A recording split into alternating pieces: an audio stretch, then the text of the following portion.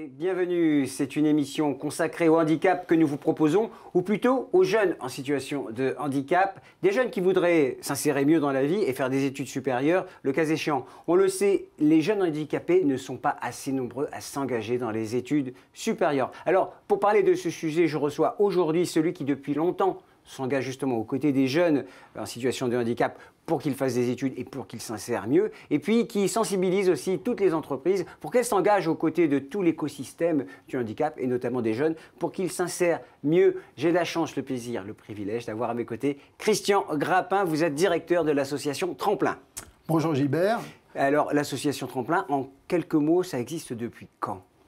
En quelques mots, c'est presque 25 ans d'existence et de 4 entreprises fondatrices. C'est aujourd'hui un réseau de plus de 200 entreprises. Alors, fait un peu de pub, c'est quoi les 4 entreprises fondatrices ? Total, pas mal. Elf, Rhône-Poulenc et IBM. Rhône-Poulenc, ça a changé de nom aussi. Rhône-Poulenc, ça a complètement changé de nom. Ça a complètement changé de nom. Alors, vous pouvez interroger Christian en direct, live, si je puis dire, sur Twitter, hashtag WebTV THS en capital. On saura tout à la fin, Christian. Alors, je vous propose de commencer tout de suite notre première séquence de cette émission sur le handicap en France. Et c'est vrai, quand on parle de handicap, il y a plusieurs dimensions. Et j'aimerais qu'on précise bien ce que c'est pour que nos spectateurs, nos téléspectateurs, nos web-spectateurs puissent comprendre de quoi on parle bien aujourd'hui. Qu'est-ce que le handicap, Christian ? Alors, on a la chance aujourd'hui, depuis 2005, d'avoir une définition précise du handicap. Alors, elle est d'ailleurs tellement précise alors on va la donner. Que je l'ai préparée. Donc, la loi de 2005, c'est la loi dont l'intitulé est « Pour l'égalité des droits et des chances », très important, la participation et la citoyenneté des personnes handicapées tout au long de leur âge. Rassure-moi, elle fait pas 20 pages, la loi. Non, elle fait beaucoup plus, évidemment. D'accord. Alors, la définition est la suivante.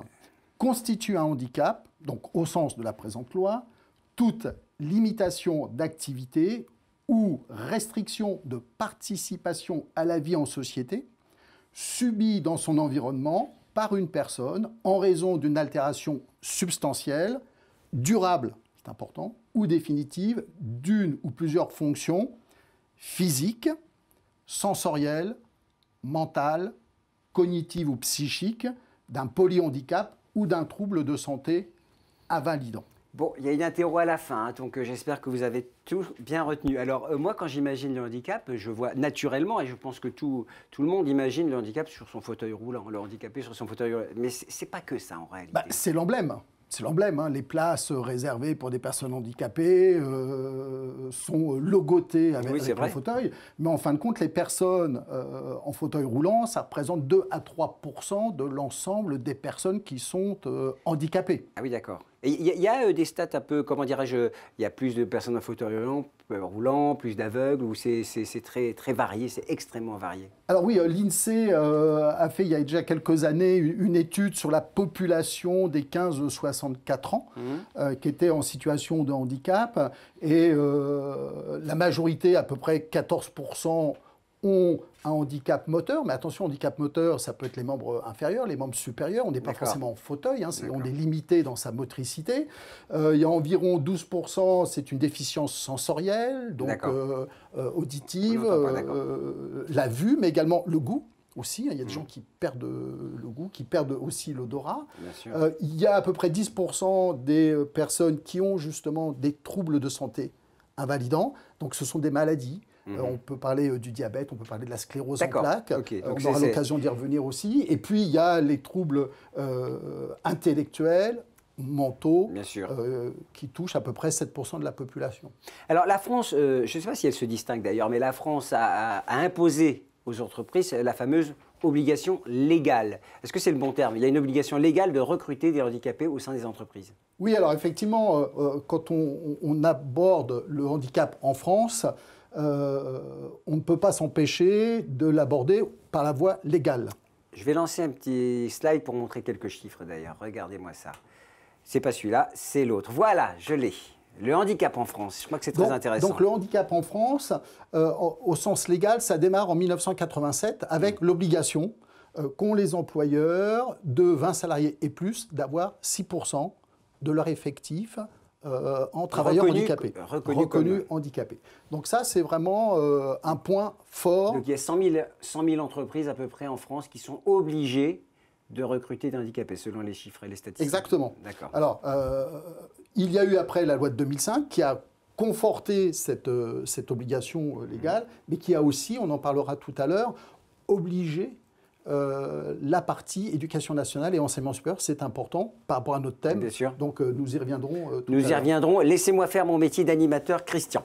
Merci, alors, est-ce que toutes les entreprises respectent? Moi, je regarde les chiffres. Oui. Ce que je vois, c'est qu'un tiers des entreprises respectent l'obligation de recrutement, l'obligation d'emploi. C'est comme ça qu'on dit. Exactement. Alors, dans les chiffres qui vous sont présentés, d'abord, première chose, le nombre de travailleurs handicapés en France qui sont dans l'emploi augmente. Donc ça, c'est une bonne chose. Ça se traduit par le taux d'emploi, 3,3% dans le privé. Alors, on pourrait dire on est encore loin des 6%, oui. Ce qui n'est pas faux. En 2010, on était à 2,9%. Donc donc c'est quand même pas mal. Donc les choses évoluent. De la même façon aussi, il y a des entreprises, on n'en parle pas assez, presque 30%, qui remplissent complètement leur obligation d'emploi. C'est-à-dire qu'aujourd'hui, elles ont 6%, voire plus, 7, 8%. Il y en a qui font plus, mais il y en a qui font plus, qui remplissent leur obligation d'emploi. Donc là aussi, une bonne progression, elles étaient 22% en 2012. Oui, quand même. Donc ça progresse, mais c'est vrai qu'il y a des entreprises qui, aujourd'hui, n'emploient aucun. Signalons que la fonction publique est un peu mieux placée que le privé. Oui, la fonction publique. Donc la fonction publique, on marque un devoir d'exemplarité et ils sont en dessous du seuil légal. Regardez, ils sont à 4,90. Exactement. Alors après, on peut détailler suivant les fonctions. Est-ce qu'elles sont hospitalières, territoriales? Un mot sur le chômage en 2016, c'est quand même. Alors, il y a un paradoxe en France, c'est que le nombre de salariés handicapés dans l'emploi augmente et le nombre de chômeurs handicapés augmente aussi, avec des chiffres quand même importants. On voit qu'entre 2015 et 2016, c'est plus 2,3% d'augmentation des chômeurs, lorsque sur l'ensemble de la population générale, c'est zéro, on va arrondir, c'est 1%. Donc c'est une population qui est fortement touchée par le chômage. Et une explication, la principale, c'est le faible taux de qualification. Et qu'est-ce qu'on peut faire pour remédier à cela? J'en parlais dans l'introduction. C'est vrai que trop peu d'étudiants ont accès à l'enseignement supérieur, ont accès à des niveaux Bac plus 2, 3, 4, 5. Et ça, je crois que c'est un vrai problème. Qu'est-ce qu'on peut faire? Alors, c'est vrai que le point important, c'est d'encourager le développement du niveau de qualification. Alors, des jeunes, mais aussi des adultes. Il faut quand même savoir... Oui, la formation continue, ça existe. La formation continue, ça existe. Et c'est important parce que dans les personnes handicapées, c'est environ 15% de personnes qui sont touchées dès leur naissance ou dans leur enfance. Donc on voit que la plus grande partie deviennent handicapés au cours de leur parcours d'adulte et de leur vie professionnelle et personnelle. C'est quand même plus simple, effectivement, de commencer dès le début à faire des études supérieures. Ça, rattraper le train en marche, c'est toujours plus compliqué. Même si la formation continue a fait beaucoup de progrès depuis longtemps et les lois successives ont contribué. Un mot encore sur le handicap en France, Christian, où je peux lancer Pauline, qui est en situation professionnelle, qui est en alternance dans une entreprise. Et je crois que son témoignage est particulièrement édifiant. On la regarde. Alors, regardons Pauline. Allez, Pauline, à toi. Je m'appelle Pauline, j'ai 25 ans, je suis actuellement en train de poursuivre un cursus en Master 2 en apprentissage au CELSA, qui est une école de communication rattachée à Paris 4 Sorbonne. Nous avons sélectionné Pauline sur les mêmes critères que les autres étudiants, c'est-à-dire qu'elle s'est inscrite au concours en nous prévenant de son handicap puisque nous devions avoir une salle spécialisée. Elle a passé les épreuves écrites qu'elle a réussi avec brillant. Et ensuite, elle a passé les épreuves d'admission à l'oral et son propos était tout à fait convaincant en termes de motivation et de connaissances. J'étais à la recherche cet été d'un contrat d'apprentissage et ce tremplin m'a permis de rentrer en contact avec la chargée de mission handicap de Danone qui a par la suite proposé ma candidature et celle-ci a été retenue. Tremplin m'a renseigné sur ses stages antérieurs et nous a donné des contacts également de ses responsables antérieurs pour que nous, nouvelle entreprise accueillante, on puisse s'assurer de sa meilleure intégration. Et ensuite, Pauline et moi avons travaillé toutes les deux la sensibilisation de son équipe. Ah, Pauline, Pauline. Vous avez des nouvelles, Pauline? Eh ben oui, donc Pauline a trouvé, mais déjà il y a quelques années, un emploi chez EDF. Ouais, elle va bien. Et elle va très bien. C'est un exemple à suivre. Alors, vous êtes directeur de tremplin. Oui. Je le rappelle. Et on a balayé le handicap en France. Et je crois que le sujet de tremplin, c'est un des sujets qu'on l'a évoqué tout à l'heure, c'est l'accès à l'enseignement supérieur. Et je crois que c'est clairement la mission. Si on devait retenir une mission de tremplin, c'est bien celle-là. Alors la mission de tremplin voulue par les entreprises. Je mets quelques chiffres, voilà. Très bien, voulue par les entreprises qui ont créé cette association il y a presque 25 ans, ça a été d'agir en amont de l'emploi. Et donc d'agir auprès de celles et ceux qui étaient dans un parcours d'études. Les lycéens, c'est important, et on le reverra avec Tous en scène, les lycéens c'est important parce que... Tous en scène, le concours vidéo qu'on présentera tout à l'heure, juste comme ça nos internautes comprennent que l'on va en parler. Que l'on va en parler. Merci Gilbert. Donc les lycéens c'est important parce que c'est eux qu'il faut encourager à prolonger leur parcours dans les études supérieures. Et puis les étudiants, c'est important aussi d'abord parce qu'un étudiant qui soit handicapé ou pas rentre dans les études supérieures, il peut en sortir très vite. Donc c'est déjà l'encourager à rester dans les études supérieures et à choisir aussi des filières d'études qui amènent aux métiers qui sont recherchés par nos entreprises. Et donc Tremplin, c'est cet accompagnement dans le temps. Ça fait 25 ans. Hein. Ça fait 25 ans, mais on accompagne aussi dans le temps ces jeunes. On voit les chiffres là. Oui, ça y est, je les ai mis à l'écran. Quand on voit le réalisateur va nous les remettre. Voilà, ils sont là.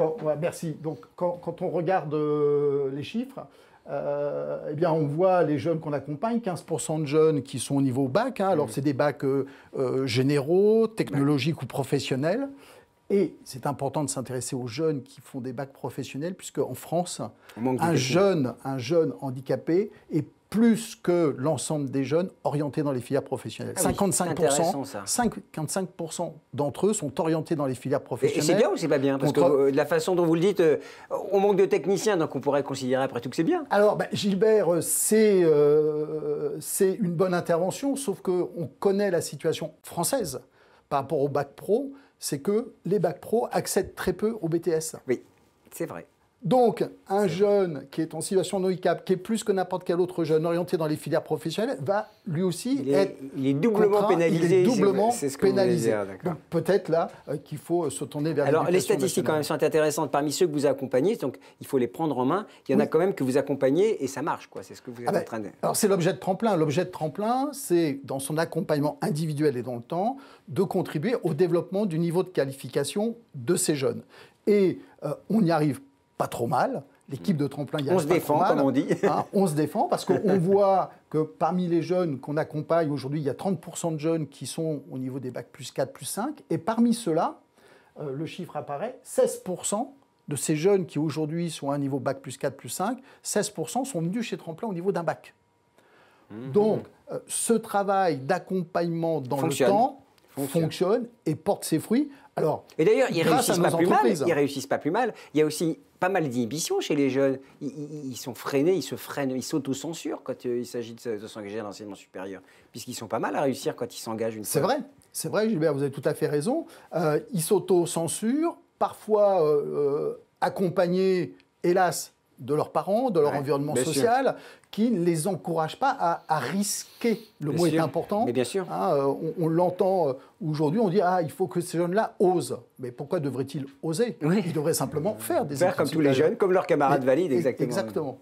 Ah oui, alors, il y a quand même 25 ans d'existence, c'est quand même l'association de référence quand il s'agit d'insertion des professionnels des jeunes en situation de handicap. Et pourtant, aujourd'hui, c'est 500 lycéens et étudiants suivis. Et est-ce que ce n'est pas une goutte d'eau dans l'océan à combler? C'est vrai. C'est vrai, Gilbert, c'est une goutte d'eau, mais comme c'est l'histoire du colibri, chacun apporte sa part. Et il faudrait qu'on fasse un changement d'échelle, c'est être capable d'accompagner plus de jeunes sur tout le territoire national, même si aujourd'hui, avec nos 200 entreprises partenaires, on touche sur tout le territoire national. C'est vrai qu'aujourd'hui, dans l'enseignement supérieur, c'est 20 000 étudiants en situation de handicap. Donc, on est loin de les accompagner. 20 000 sur 2 200 000 étudiants, oui, ça fait encore peu. Il faudrait aller jusqu'à combien, après vous? Ah ben, faudrait aller jusqu'à combien on verra les chiffres. Parce que tout le monde n'est pas censé faire des études supérieures. Mais... Exactement, tout le monde n'a pas envie de faire des études supérieures. C'est pas parce que j'ai un handicap que je dois faire des études supérieures.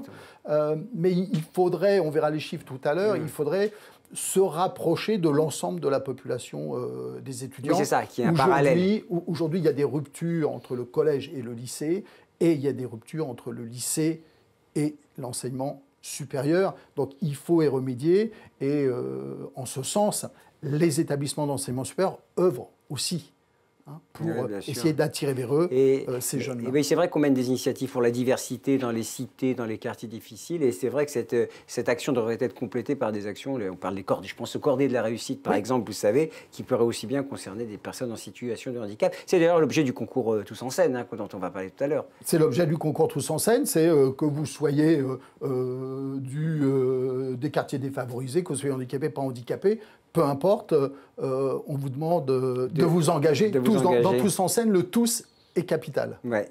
Et aujourd'hui, vous avez le sentiment que dans la tête des gens, il y a une certaine maturité qui se dégage quand vous... Parce que vous baladez pas mal durant l'année, vous côtoyez quand même beaucoup de gens. Est-ce que le combat continue, certes, mais est-ce qu'il avance? Oui, le combat continue, et il faut qu'il continue. Il ne faut surtout pas baisser la garde, parce que sinon... on risque de retourner en arrière. Les chiffres sont là pour le montrer, pour le vérifier. Les choses avancent petitement, mais comme disait le sage, même un plus grand voyage se fait pas après pas. Juste une question. Des entreprises, on me dit que des entreprises parfois préfèrent payer plutôt que de recruter. Est-ce que ces réflexes existent encore je ne rentrerai pas dans ce débat. Je ne balancerai pas. Non, parce que les entreprises sont... nous, avec notre réseau de plus de 200 entreprises, on a quand même un bon échantillon, même si c'est vrai... C'est des grands comptes quand même, c'est des grands groupes. Ouais. C'est des grands comptes.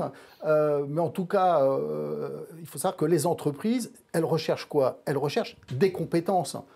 Donc, elle se mobilise pour que ces compétences puissent être aussi portées par les personnes handicapées.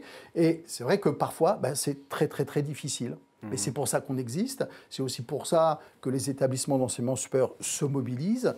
Et c'est pour ça qu'il y a aussi des initiatives diverses et variées. Et en la matière, toutes les bonnes initiatives sont bonnes à prendre. Ah, mais toutes les bonnes initiatives, de la plus petite à la plus grande. Alors, il y a un problème crucial, et la loi d'ailleurs imposait aux établissements de se mettre aux normes et au niveau, c'est l'accessibilité.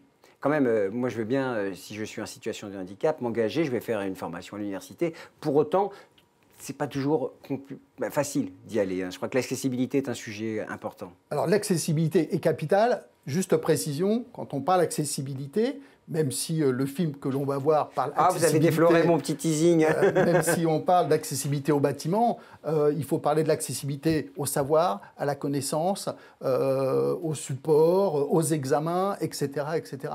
D'ailleurs, en la matière, le digital va beaucoup aider nos étudiants en situation de handicap, parce que l'accès aux ressources à distance, évidemment, grâce au digital, on va pouvoir y arriver. Alors, vous avez défloré mon petit effet. Le choix des autres, c'était le lauréat du concours Tous en scène en 2016. C'est un film qui soulève le problème de l'accessibilité. Allez, on regarde ces images tout de suite.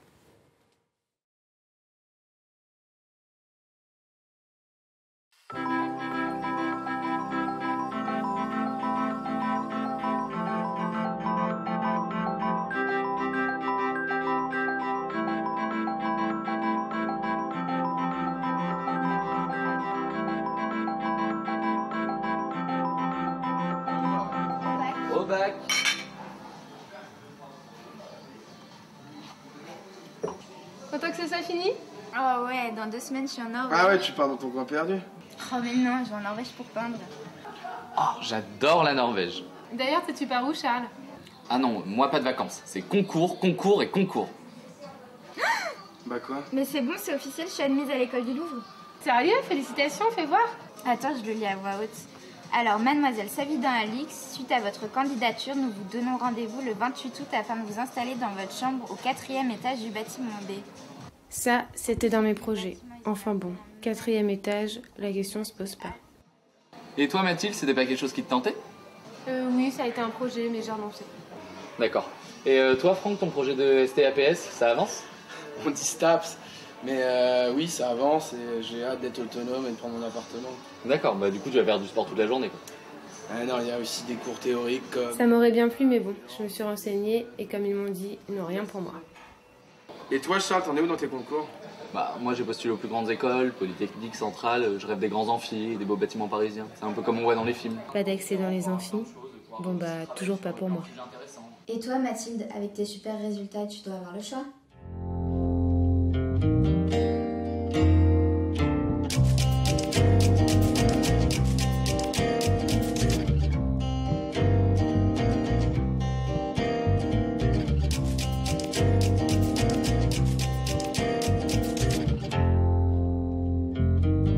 Voilà, c'était le lauréat du concours Tous en scène 2016. Bon alors, Prix école. prix école, pardon. Il y a des catégories, c'est Il y a vrai. des catégories. On en parlera tout à l'heure. J'ai envie de dire, ça fait froid dans le dos. Bon, ça va, c'est des jeunes, c'est souriant, mais c'est vrai que ça soulève, on parlait d'accessibilité, là, on est en plein dedans. On est en plein dedans. C'est-à-dire que ce film illustre parfaitement les freins qui peuvent s'imposer à des jeunes qui sont en situation de handicap. Alors là, évidemment, c'est illustré de nouveau par le handicap en fauteuil, mais il n'y a pas que le handicap en fauteuil. Je peux être gêné parce que j'ai un handicap visuel, un handicap auditif, parce qu'il me faut des adaptations d'horaire. Et donc, du coup, je ne peux pas accéder à telle ou telle formation ou éventuellement, je peux m'interdire, peut-être aussi à tort, pensant que le cursus n'est pas adapté, que l'école n'est pas ouverte. Et on veut aussi lutter contre ça avec Tous en scène. Juste l'accessibilité, est-ce que les établissements se sont mis aux normes ou il y a encore un petit peu de chemin à parcourir? Les établissements se mettent de plus en plus aux normes, les travaux, se mettent de plus en plus aux normes. Il y a aussi des changements de mentalité à mener, parce qu'encore une fois, on ne parle pas que de normes du bâtiment. Bien sûr. C'est est-ce qu'un professeur va accepter de mettre en ligne son contenu, sa propriété intellectuelle? Ça devrait être déjà le cas pour les étudiants valides, donc a fortiori pour les étudiants en situation de handicap. Donc il y a toutes ces questions qui se posent également. Mmh. Mais ça pourrait, je veux avoir un discours quand même positif. En tout cas, tous les nouveaux établissements, les nouvelles constructions sont aux normes. Ça, je suppose que je n'ai pas fait le tour, Gilbert. Enfin, en tout cas, moi j'ai vu les contraintes qu'on impose sur le cahier des charges, c'est toujours très précis, y compris pour les petites bâtisses. Allez, on est ici pour parler de plein de choses, mais surtout du concours Tous en scène. Ouais. Alors, je rappelle quand même que vous pouvez communiquer avec Christian et avec moi si vous le voulez, quoique le puits de science s'appelle Christian Grappin, c'est le directeur de Tremplin. Hashtag WebTV THS en majuscule, c'est le fil Twitter pour vous contacter, pour poser plein de questions. J'ai déjà quelques questions, Christian. Est-ce que vous voulez que je t'en pose une pour... Tenez, le concours Tous en scène peut-il faire l'objet d'un cours au sein d'un module RSE? Alors c'est quelqu'un qui se demande si ça peut... Vous pouvez aller chez lui pour donner un cours Tous en scène, comment dirais-je, à l'école, dans l'école université. Mais c'est une excellente proposition. Bon. Et tout ce qui contribue à montrer l'impact social, sociétal d'une entreprise, mais aussi d'un établissement, ça je tiens beaucoup à mettre en avant, oui, Tous en scène peut faire l'étude, ou une intervention en tout cas dans le champ de cette responsabilité sociale des entreprises. Et le E, c'est bien parce que ça fait aussi des établissements, c'est pareil. Alors juste, tiens, une deuxième question, parce que celle-là, elle est importante, puisque pour le concours, puis-je faire concourir plusieurs équipes au sein de mon établissement? Il n'y a aucune limite. Ouais. No limite, il dit Christian. Pas de limite. Il peut y avoir plusieurs équipes au sein des établissements. Au contraire, et on a vu le film tout à l'heure du CFSA de l'AFTEC Orléans, un centre d'apprentissage dans les études supérieures. Et c'est une structure éducative qui, l'année dernière, a mobilisé de très nombreuses équipes. Et en gros, ils pouvaient presque faire un concours interne aussi pour Tous en scène. Ce sont des participants fidèles, et s'ils sont en ligne, je les remercie. On leur dit merci et merci. Je vous fais un petit coucou. Alors justement, pour rentrer dans le vif du sujet, je vous propose de regarder un petit film de 3 minutes qui montre un peu l'engagement des écoles et des universités et l'attachement qu'ils ont pour ce concours Tous en scène.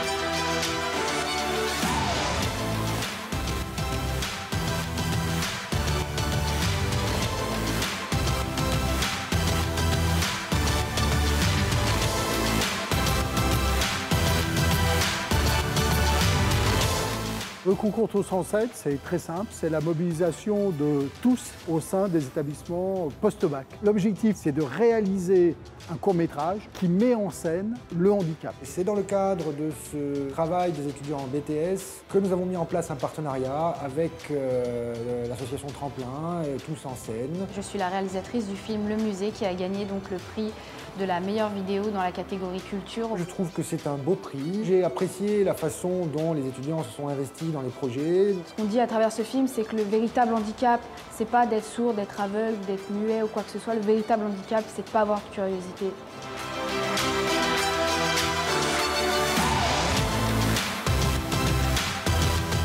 Si j'ai participé à Tous en scène, c'est déjà parce que c'est important pour nous de nous investir dans une mission handicap pour montrer qu'on peut tous vivre ensemble. C'est important de faire un projet autour du handicap. Ça permet de faire changer le regard des autres.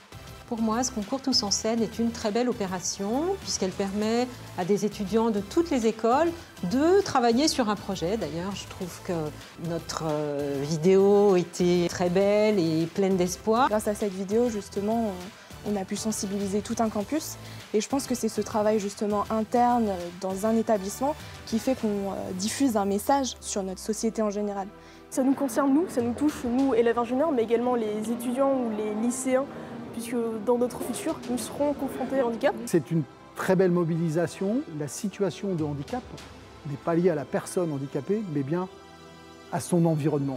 Et donc le message qu'ils nous font passer, c'est travaillons sur l'environnement de la personne handicapée pour qu'elle ne soit plus en situation de handicap. Le public interagit avec le film en fait, puisqu'il rit, il se pose des questions, il est peut-être surpris, ébahi, choqué. J'ai eu 2 ou 3 cas où les gens qui regardaient la vidéo en fait n'avaient pas compris que les profs plaisantaient. Et du coup m'ont dit mais t'as vraiment vécu ça? Donc en fait c'est un film qui parle. Voilà. Il explique quelque chose, donc il parle. Voilà. J'invite tous les établissements, tous les lycées, toutes les universités, enfin bref, toutes les écoles qui peuvent participer à ce concours, de participer à ce concours, puis de faire participer leurs élèves handicapés, c'est vraiment extrêmement important. Ce qui est essentiel vraiment, c'est ce que disait Coubertin, c'est de participer et ça fait grandir, ça fait avancer. Nous, on est pour ce partenariat. Je souhaiterais même qu'on pérennise la relation avec cette association. Quand on regarde la réussite de cette 4e édition, ça ne peut que donner envie d'enchaîner tout de suite sur une 5e édition en étant encore plus ambitieux pour ce sujet important, handicap et études supérieures, ça peut rimer ensemble. Oui, et puis moi je suis content de voir que les étudiants qu'on a vus, ils ont de l'humour sur eux-mêmes. Ah, ils ont beaucoup d'humour. Ils ne sont pas dramatiques. Parfois, nous, on est plus tristes pour eux que finalement eux-mêmes. Oui, nous, on se contraint beaucoup plus. On est très conventionnel, très institutionnel. On essaie de se mettre à leur place. Et on a tort parce qu'eux, ils sont dans leur place. Et parfois, ils ont un regard beaucoup plus humoristique. Et d'ailleurs, je pense qu'un des conseils à donner, enfin, je dis ça peut-être à titre personnel, c'est de les prendre. De ne pas prendre de pincettes, de leur parler normalement, sans prendre forcément des gants. Et c'est ça qu'ils attendent de nous aussi, qu'on traite d'égal à égal sans en faire trop, quoi. C'est le but de Tous en scène. C'est-à-dire qu'un des objectifs, c'est de changer le regard sur le handicap. Et moi, ce que j'ai voulu à travers Tous en scène, c'est dire, si c'est moi qui essaye de changer mon regard, je suis déjà un peu cuit, quoi, je vais avoir du mal. Donc du coup, je vais demander aux autres de nous apporter leur regard, et c'est leur regard qui fera changer le nôtre. C'est ça qui est important. Et un peu de légèreté, même si c'est un sujet grave, je pense que tout ça contribue, n'est-ce pas, à ouvrir tout le monde les uns vers les autres et à mieux communiquer. Alors, un chiffre qui est très intéressant, puisque c'est l'objet de Tous en scène, c'est le handicap et l'accès aux études supérieures. Oui. Je crois que là, on est au cœur du sujet, Christian. Oui, absolument. À travers Tous en scène, il y a 3 enjeux majeurs. Et le premier enjeu, c'est encourager, en donnant la parole aux étudiants qui sont dans les établissements post-bac, c'est encourager ceux qui n'y sont pas encore, donc les lycéens, à accéder aux études supérieures. Parce qu'aujourd'hui, il y a encore une disparité entre l'ensemble de la population des jeunes qui sont dans un parcours académique. On va peut-être mettre les slides à l'écran pour qu'on puisse... Et puis, voilà, l'ensemble des jeunes qui, eux, sont en situation de handicap. Alors, il ne faut pas regarder les chiffres en valeur absolue, parce qu'évidemment, il n'y a pas 6%, et heureusement, de jeunes handicapés par rapport à la population générale des enfants qui sont en primaire, heureusement. En revanche, ce qu'il faut regarder, c'est la répartition. On voit aujourd'hui que l'ensemble des jeunes, si on prend l'ensemble des jeunes qui sont dans un parcours académique, il y a 17% d'entre eux qui accèdent aux études supérieures. Quand on se centre sur les jeunes en situation de handicap, ils ne sont que 7%. Et quand on regarde l'ensemble de tous ces jeunes en situation de handicap, de ces 108 000 jeunes, 500 jeunes à la rentrée 2014, aujourd'hui, seul 1% de ces jeunes atteindra un niveau Bac+5. C'est faible. C'est très faible. C'est très faible. Ouais. C'est très faible. Je crois que c'est là que c'est le nœud du problème en réalité. C'est là où effectivement il y a des efforts à faire. Il y a des efforts qui sont faits. Il faut le reconnaître de la part de l'Éducation nationale, puisque les chiffres évoluent quand même pas mal. Là, on voit que rentrée 2014, il y avait 151 000 enfants handicapés en primaire. En 2005, ils étaient 105 000. De 47 000 au collège-lycée, ils sont passés à 108 500. D'accord. Donc, les chiffres progressent. Et de 8 500 dans l'enseignement supérieur en 2005, ils sont passés à 20 000. Ouais. Donc, on peut signaler la conférence des présidents d'université, la conférence des grandes écoles, la CDFI qui concerne les écoles d'ingénieurs. Tout le monde a bien signé une charte pour l'accueil des étudiants handicapés. Alors, depuis 2005 et cette fameuse loi sur l'égalité des chances, les établissements d'enseignement supérieur se sont emparés du sujet. Les universités ont signé une première charte handicap université et puis une deuxième aujourd'hui. Et d'ailleurs, dans leur charte et dans leur schéma directeur aujourd'hui, les universités, c'est aussi intéressant, se positionnent aussi comme employeurs eux-mêmes. Ah oui, bien sûr. Évidemment. C'est même parfois les plus gros employeurs dans une ville. Il y a des villes moyennes ou l'université, bien sûr. La conférence, donc les grandes écoles se sont aussi emparées du sujet. Une première charte, une deuxième charte aussi aujourd'hui, avec un guide également mis à la disposition. Donc, les établissements d'enseignement supérieur s'engagent et ouvrent leurs portes. Et ça, c'est le deuxième objectif de Tous en Scène. Oui, rappelons qu'on parle du concours. Oui, le deuxième objectif, merci Gilbert, le deuxième objectif de Tous en Scène, c'est certes de faire que les établissements post-bac s'ouvrent davantage, mais c'est aussi le faire savoir, parce qu'il y a des efforts, et Tremplin, qui est en contact avec ces établissements, s'en rend bien compte, il faut qu'on dise, regardez, les établissements d'enseignement supérieur, donc les lycées pour la partie BTS et prépa, les universités, les écoles d'ingénieurs, les écoles de commerce, les écoles en apprentissage. Ces écoles cherchent vraiment à s'ouvrir et font des efforts. Il faut maintenant le faire savoir. Il faut qu'on touche les lycéens en disant « Regardez, tous ces établissements vous ouvrent leurs portes ». Alors, avant de parler du concours, la typologie, c'est intéressant de voir les principaux handicaps des étudiants dans le supérieur. Après tout, ça nous permet de mieux les connaître aussi. Alors, c'est important parce que c'est aussi sur ces chiffres-là. C'est aussi sur ces chiffres-là que l'on a basé notre nouvelle identité visuelle qui se trouve derrière vous, Gilbert. Magnifique. Et qui représente les différentes types de handicap qui touchent les étudiants. Alors, le handicap le plus important, c'est le handicap moteur. Bien sûr. Parmi ces 20 000 étudiants dans l'enseignement supérieur, 23% ont un handicap moteur. Je rappelle que ça ne veut pas dire qu'ils sont 23% à être dans un fauteuil roulant. Ça touche toute la motricité inférieure et supérieure. 20% ont un handicap cognitif et quand on parle de handicap cognitif, on parle principalement des troubles 10, des YS, dyslexie, dyspraxie, etc.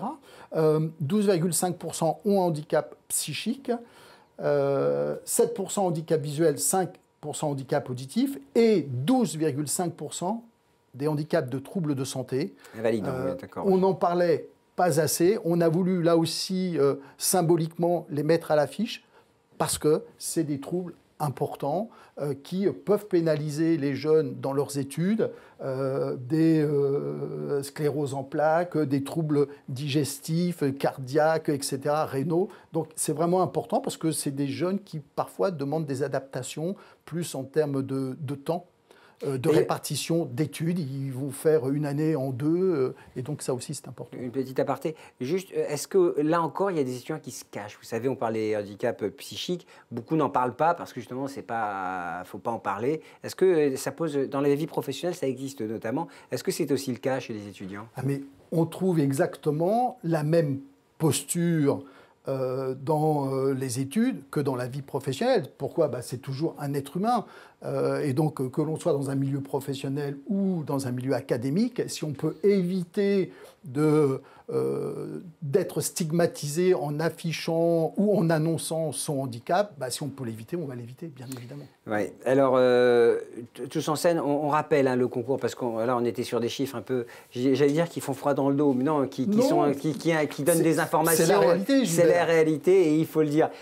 C'est bien de prendre en main des problématiques pour les transformer en images, avec de l'humour si possible. Ça marche bien dans le concours Tous en scène. Ça marche très bien. Et ou avec des images un peu fortes ou symboliques pour pouvoir partager, justement. Alors, justement, avant de rentrer dans le concours, est-ce qu'on fait un petit bilan des 4 saisons passées de Tous en scène? Regardez, j'ai mon petit slide, il marche bien celui-là. Le Tous en scène, le concours vidéo. Et c'est intéressant de voir comment la communauté universitaire, grandes écoles et universités, s'est mobilisée autour de ce projet. Oui, alors effectivement, c'est vrai qu'avec le recul maintenant de 4 éditions, ce qui était un pari pour la première édition en 2012-2013, parce qu'on travaille toujours sur une année universitaire, en fin de compte, c'est révélé plutôt porteur. Et aujourd'hui, quand on regarde ces chiffres-là, on voit que l'on est dans une bonne progression, dans une bonne démarche, une bonne réussite. J'oserais à peine parler de dynamique de succès, mais... attendez, 5 ans, c'est quand même, j'ai presque envie de dire, c'est presque une majorité pour un concours comme celui-là. Oui, c'est une date anniversaire en tout cas, et je crois que ce qui est important à travers ces chiffres, c'est d'abord l'engagement justement des établissements et des étudiants. Sans eux, ce concours ne peut pas exister. Sans les entreprises qui portent aussi ce concours, ça ne peut pas exister. Et qui donnent de l'argent, il faut le dire. Mais qui permettent à une édition complète de se réaliser. Mais ils ne font pas que ça. Mais bien sûr. Ils ne font pas que ça. Le mieux, c'est d'embaucher des jeunes. Parce que les entreprises engagent aussi leurs salariés, parce qu'à travers Tous en scène, c'est une action de sensibilisation aussi de leurs salariés pour soulever ce thème-là. Accueillez dans vos activités des jeunes qui sont en parcours de formation. Donc le message des entreprises est aussi très, très porteur et très important.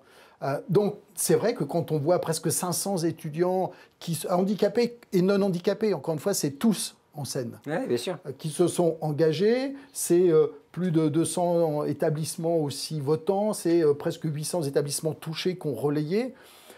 Oui, on atteint une belle maturité, c'est presque 120 vidéos réalisées. Donc on voit que les jeunes s'emparent du sujet, et d'autant plus que on les laisse faire avec leur créativité, avec leur imagination, avec les situations qu'ils rencontrent, ou pour certains, qu'ils découvrent. Ce qui est intéressant, c'est de voir comment, en plus, maintenant, ils maîtrisent bien l'outil film vidéo. Ça, on a des choses assez extraordinaires. Vous avez été surpris, vous, en regardant les films? Oui, j'ai été très surpris. Ça me fait rire. Souvent, les entreprises qui sont partenaires disent « Ah, mais comment on va les aider? Est-ce qu'on peut leur apporter des moyens ?» Mais c'est pas la peine. Ils sont largement en avance sur nous et ils se débrouillent très, très bien. Et il y a des très belles réalisations. Et puis, on parle du mode collaboratif. Je vais vous dire que ces étudiants, Gilbert, ils savent travailler en mode collaboratif. Oui, ils sont déjà loin de nous, c'est vrai. Ils font appel à l'association étudiante vidéo, images, etc., théâtre. Et donc, ils n'ont vraiment pas besoin de nous. Et là, ce qui est important, c'est que du coup, c'est leurs propres œuvres. Une question qui est arrivée, qui est intéressante. Quel est l'impact du concours sur le monde de l'éducation? En gros, est-ce que ça sert à quelque chose? Alors, la réponse est oui. Bien sûr, l'impact... Alors, je ne sais pas si c'était l'éducation au sens institutionnel. Oui, je pense que c'est sur le monde de l'éducation. Je ne sais pas. En tout cas, l'impact auprès des étudiants, oui. Parce que les étudiants qui ne sont pas en situation de handicap et qui participent à Tous en scène, demain, ces étudiants, ils sont dans les entreprises, ils sont managers. Donc, eux, quand on va leur parler de handicap, oui, ils vont pas être surpris. Ils vont pas être surpris. Je crois que c'est important. Et c'est aussi ce que recherchent les entreprises partenaires. Elles se disent, mais plus on sensibilise au plus tôt, plus nous, quand on va intégrer ces étudiants, leur donner des responsabilités, ils ne seront pas surpris. L'inclusion sera prévue. Exactement. Un mot sur les entreprises quand même. Parce que c'est pas qu'un affichage. Non, on va pas les citer tout de suite. J'ai gardé pour la fin. Mais c'est pas qu'un affichage. C'est pas qu'un affichage. Je fais quelque chose pour les. Non, ce n'est pas qu'un affichage. D'ailleurs, ce qu'apprécient les entreprises en étant partenaires de Tous en Scène, c'est qu'elles sont partie prenante, elles sont actrices. Les étudiants ne s'en rendent peut-être pas compte, mais les entreprises sont très actives. On leur dit quelles sont vos écoles, quelles sont les écoles que vous aimeriez mobiliser, parce que c'est auprès de ces écoles que vous allez recruter. On travaille aussi auprès de leurs salariés. Et dans les différentes séquences dont on parlera peut-être tout à l'heure, l'entreprise est toujours active et actrice. Ça, c'est vraiment important. Et certaines entreprises nous disent, nous, on n'est pas là. Alors, on est content de voir notre logo, évidemment. C'est pas mettre son logo, c'est ça. On va quand même, ça va pas trop nous plaire. Mais on est là pour vraiment faire de ce concours une action de sensibilisation, de mobilisation et d'engagement. Oui, parce que je le rappelle, les entreprises, elles ont plutôt envie de recruter des jeunes diplômés du supérieur, quel qu'il soit, mais aussi en situation de handicap. Il n'y a pas de position de principe, Harry. Non, enfin, si, il y a une position de principe, c'est nous, si on a des jeunes en situation de handicap qui ont les compétences, on recrute.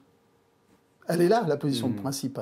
Mais hélas, aujourd'hui, il n'y a pas assez de jeunes handicapés qui sortent des études supérieures avec les compétences recherchées par les entreprises. Mais les entreprises, encore une fois, même si ça fait un peu bateau de le dire, elles ne recrutent que des compétences. Et ça, c'est important. On lance un appel, engagez-vous dans les études supérieures. Engagez-vous dans les études supérieures. Parce que les entreprises, elles ont envie de vous recruter. D'ailleurs, je vous propose de regarder tout de suite un petit film avec le témoignage des entreprises. Une des forces de Tous en Scène, c'est aussi d'avoir des personnes en situation de handicap qui participent directement à la réalisation de ces vidéos, qui permet d'avoir un œil différent, un œil critique vis-à-vis de ces situations. Chaque année, on fait des opérations de communication. Là, c'est une façon un peu plus ludique de communiquer sur le sujet. Nous étions ravis de participer l'année dernière, donc on a renouvelé cette année. Il nous apparaît important, en tant qu'entreprise, d'être engagé sur ces thématiques-là et d'englober l'ensemble de la jeunesse, y compris celle qui est en situation de handicap. C'est quelque chose vraiment d'intéressant pour nous parce que ça va être les professionnels de demain. Ça nous apporte beaucoup, nous, en entreprise, pour voir comment, après, on peut faire des actions avec eux. Sur l'ensemble des films, on est étonné par le talent et l'énergie qui est déployé par les étudiants. C'est fait avec tendresse, c'est fait avec le cœur. Et c'est vraiment tout ce qu'on aime dans Tous en Scène. J'ai trouvé une grande solidarité des étudiants entre eux et donc ça m'a plu et je me suis dit que ça a laissé beaucoup d'espoir pour l'avenir. Nous espérons revenir l'an prochain et en attendant, nous accueillons des stagiaires, des apprentis, des personnes en situation de handicap au sein de la compagnie. C'est une action forte de solidarité et d'entraide. C'est avec grand plaisir que nous participerons à nouveau l'année prochaine à l'occasion de la 5e édition de Tous en Scène. Avec tendresse, il parle de tendresse, les entreprises. On est loin du monde de la compétition et de la concurrence. Oui, en fait, les entreprises sont comme nous. De toute façon, quand on est DRH, quand on est directeur général, on a envie d'avoir une vraie diversité. Il y avait un DRH qui me disait les entreprises doivent ressembler à la société. Et c'est vrai que s'il n'y a pas de handicapés dans son staff, on manque un peu quelque chose. Mais oui, il faut ressembler à la société. Et il faut aussi que la société ressemble. Ça marche dans les deux sens. D'ailleurs, Tous en Scène, c'est d'un côté, c'est évident, c'est changer le regard du handicap au sein des études supérieures et au sein des entreprises, mais c'est aussi faire changer le regard des jeunes en situation de handicap sur le monde des études supérieures et sur le monde de l'entreprise. Il faut que les deux changent de regard et se rapprochent. C'est aussi ça, Tous en Scène. Il faut que ça matche. Rien n'est impossible, je crois qu'il faut retenir ça, aussi bien côté entreprise que côté jeunes.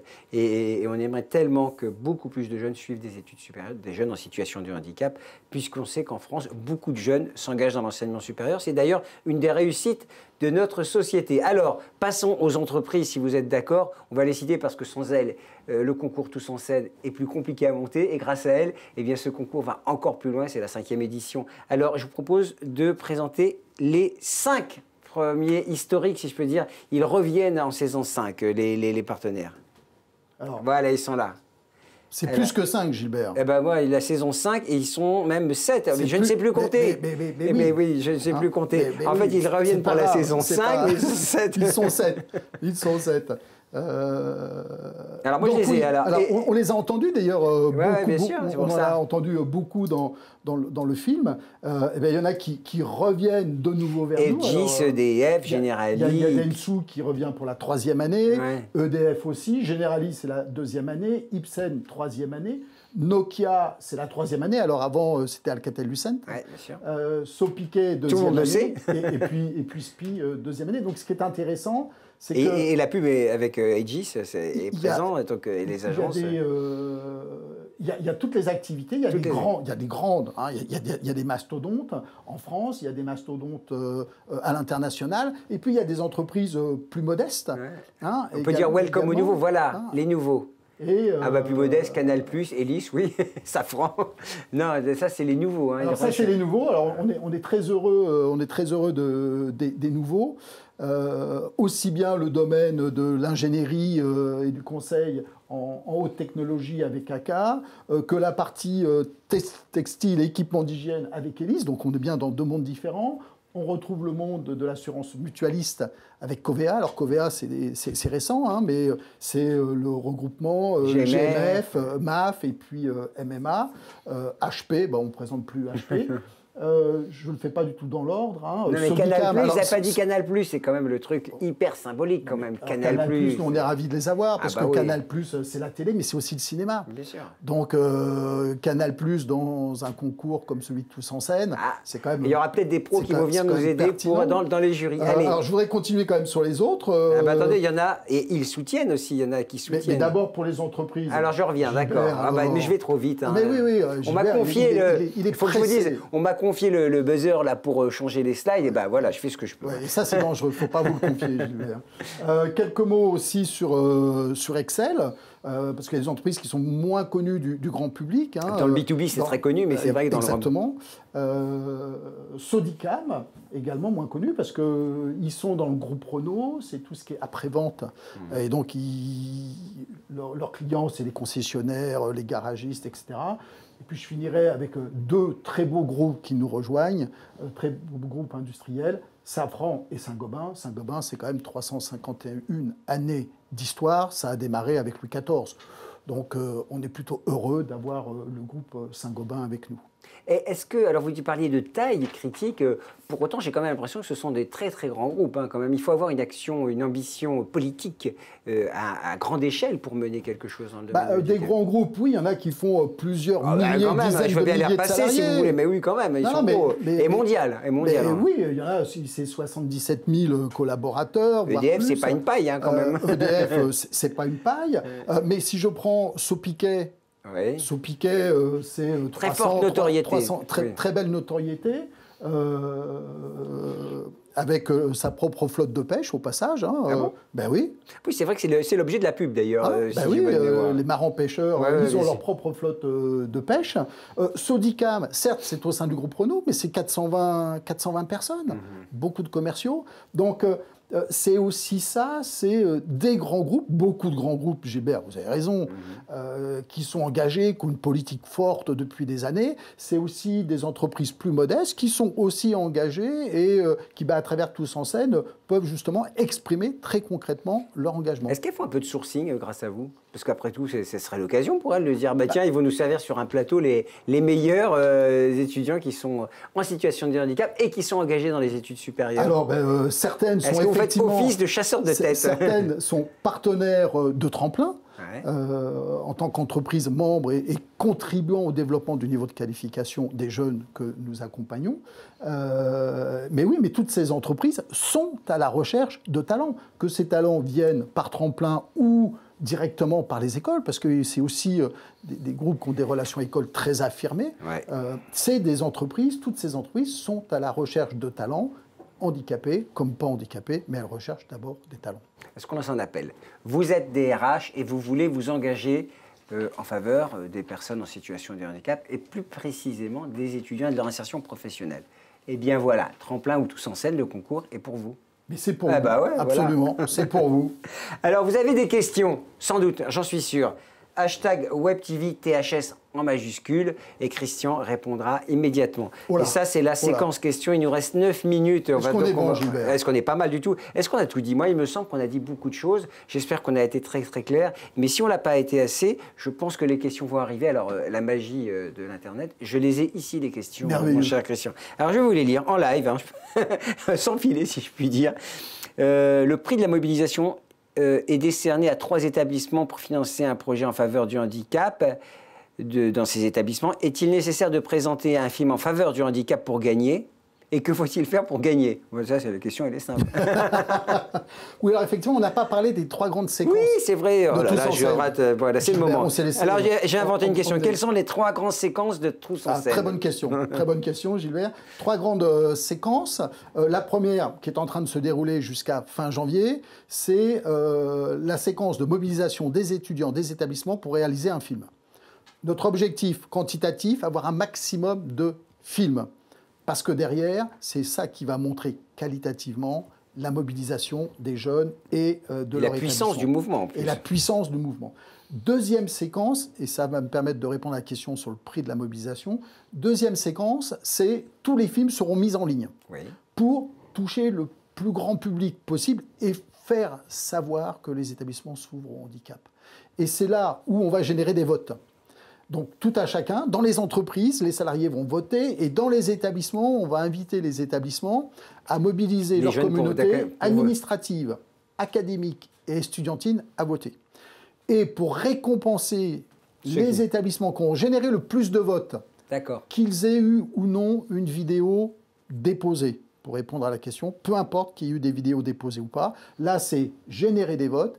Les 3 établissements qui ont eu le plus de votes se verront attribuer un soutien financier, 2 000 € pour le premier, 1 500 € pour le second et 1 000 € pour le troisième. Mais attention, cet argent sera fléché, pisté, car il ne sera dédié qu'à financer un projet handicap dans l'établissement. Donc, en gros, c'est si l'établissement s'engage, nous, on s'engage à le soutenir financièrement pour une action handicap. Et la troisième séquence... Troisième séquence, donc les votes, c'est début février, mi-mars. Troisième séquence, on va préparer la cérémonie. Évidemment, vous êtes tous invités, c'est le 30 mars, avec notre partenaire UGC, dans un superbe cinéma qui est l'UGC Ciné-Cité, Paris 19e. Ils nous prêtent leur plus grande salle. Elle est superbe, j'adore. Il est merveilleux. Si après on peut voir un film en plus, venez nombreux, vous allez voir, c'est une très belle soirée. Alors, bonjour à tous. Donc on nous dit bonjour. Quelle est la durée maximale pour une vidéo? Vous indiquez 2-3 minutes. Que se passe-t-il si notre vidéo est plus longue? Alors si on dit 2-3 minutes, c'est parce que c'est une référence, évidemment. Si ça fait 4 heures, je pense que c'est hors champ. Alors, il y a une petite tolérance, j'imagine, si ça fait 3h30. Très petite. Très petite, Très petite tolérance, parce que c'est l'exercice de style qui veut ça. C'est un concours, il y a des règles. On encourage vivement les étudiantes et les étudiants handicapés et pas handicapés à respecter cette règle de 2 à 3 minutes. Quand ça dépasse, on est tolérant jusqu'à un certain seuil, mais en tout cas, le film sera, par rapport à sa durée, pénalisé, évidemment. Alors, il y a des questions étonnantes. Si la vidéo est réalisée, elle peut rentrer dans 2 catégories. Est-ce qu'on concourt dans 2 catégories ou on choisit une catégorie? Très bonne question. Je ne sais pas qui pose cette question, mais merci en tout cas. Ils ne mettent pas leur prénom. Merci pour la question. La vidéo concourt pour une catégorie. Et j'en profite pour dire que éventuellement, les organisateurs de Tous en scène se réservent le droit de réaffecter une vidéo dans une ou l'autre des catégories. Mais évidemment, on échange avant avec l'équipe qui a présenté sa vidéo. On ne fait pas ça en douce. C'est pas un coup près. Non, c'est pas un coup près. C'est parce que nous, on pense qu'à un moment donné, c'est peut-être plus pertinent dans telle ou telle catégorie. Et donc, on discute avec les équipes étudiantes. Mais une seule catégorie. Alors, c'est Tarek qui posait la question. On voit sur ma tablette. Est-ce que les étudiants peuvent avoir une aide pour la réalisation des vidéos? Alors, c'est très pointu. Est-ce que vous avez des conseils pour le logiciel pour réaliser le montage? Je ne suis pas sûr de maîtriser, précise l'internaute. Bon, alors oui, effectivement, on peut leur donner quelques conseils sur, alors non pas sur tout ce qu'il faut faire pour réaliser la vidéo, mais on peut leur dire, utilisez plutôt tel logiciel ou tel logiciel ou tel logiciel, c'est plus facile. Mais Là, c'est un étudiant qui, je suppose, ou une étudiante qui pose la question. Le but de Tous en scène, c'est aussi de travailler en équipe et donc de faire appel à des compétences sur la réalisation et le montage. C'est ça, on est à l'ère du collaboratif. Donc, vous ne savez pas utiliser un logiciel, bah, très bien, Tous en scène va vous donner l'occasion de découvrir autour de vous une étudiante ou un étudiant qui saura l'utiliser. Et puis je ne doute pas de leur talent. Les jeunes savent monter, démonter, coder, recoder des choses bien plus complexes, finalement se servir d'un site de montage. Alors, ah oui, quelles sont les nouveautés pour cette année ? Alors, les nouveautés cette année, on a un petit peu requalifié justement les catégories. Qu'avons-nous comme catégorie? On a la catégorie art et essai. Art et essai, c'est tous les films qui ont plutôt une portée artistique, poétique, que l'on met dans cette catégorie. Il nous reste 1 minute 20, alors il faut accélérer, hein, parce qu'après il y a un film. Hein, c'est très contraignant. C'est très court. Il faut répondre à des questions, mais enfin très court. Il y a la catégorie humour, toujours, on en reparlera justement. Bon. Il y a la catégorie sport et handicap. Il y a la catégorie vie étudiante, donc c'est tous les films qui mettent en scène des moments liés à la vie étudiante, pas uniquement les cours. Il y a la vie professionnelle, même principe, et il y a la vie quotidienne, tout ce qui se passe en dehors de la vie étudiante et de la vie professionnelle. Une question, à part vous et moi, qui sera présent lors de la cérémonie de remise de prix? Ça veut dire, est-ce qu'il y aura du people? C'est ce que semble demander la personne qui nous envoie cette question. Il y aura du people, parce que Gilbert, vous serez présent. Oui, avec vous. Hein, donc là, je pense que la foule va être en délire et venir nombreuse, bien évidemment. Il y aura toutes les entreprises. Il y aura quand même tout le gratin des entreprises. C'est quand même pas anodin pour ceux qui cherchent un boulot. Il y aura également les représentants des écoles, mais plus particulièrement pour les étudiantes et les étudiants qui seront présents, ça sera aussi le moment d'échanger avec les entreprises. Vous les avez vues, elles sont 16, ce sont des belles entreprises, donc n'hésitez pas. Dernière question avant qu'on se quitte, pouvons-nous communiquer notre projet en anglais, même si c'est sous-titré? On n'a jamais eu le cas. On n'a jamais eu le cas, mais justement... welcome, si je puis dire. Welcome, si je puis dire. Voilà, il nous reste 2 minutes, on va vous présenter un film... Parce que tout cela, évidemment, c'est la vie, et la vie, c'est l'humour. On avait envie de conclure sur une note un peu optimiste, avec de l'humour, un film. Je vous laisse le présenter, et puis dire au revoir à nos internautes. Je vous dis au revoir, en tout cas. Oui, alors, une fois de plus, le handicap, c'est un sujet sérieux, mais ce n'est pas parce que c'est un sujet sérieux qu'il faut se prendre au sérieux quand on en parle. Et parfois, justement, l'humour est un très bon vecteur. Et je voulais vous présenter ce film qui a été tourné pour la 3e édition par des ingénieurs informatiques de Lexia. Regardez, parce que tout est dit, c'est merveilleux. Et ça fait marrer en plus. Et ça fait marrer. Allez, on dit au revoir, Christian. Au revoir, merci à très beaucoup, bientôt. Et je compte sur vous, évidemment, pour participer à Tremplin-handicap.fr pour tout ça. Ça, c'est pour Tremplin, effectivement. Et on aura toutes les informations sur le site de Tous en scène. Et sur le site de Tous en scène, tout attaché, tousenScène.fr. Tous en scène, c'est TOUSHANSCENE. Évidemment. Allez, ciao. Merci à tous.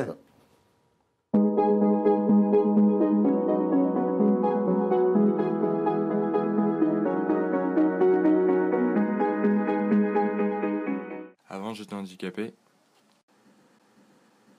Mais ça, c'était avant.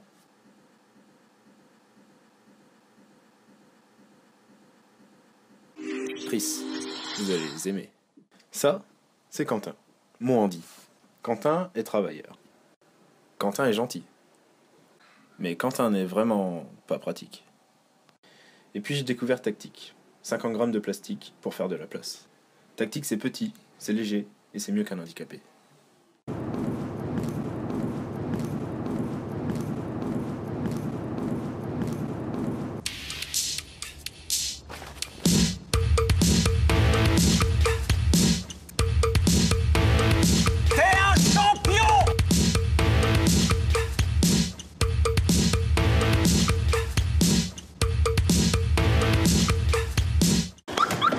Fixed, boost your legs. Louez votre fauteuil roulant à partir de 5 € par jour.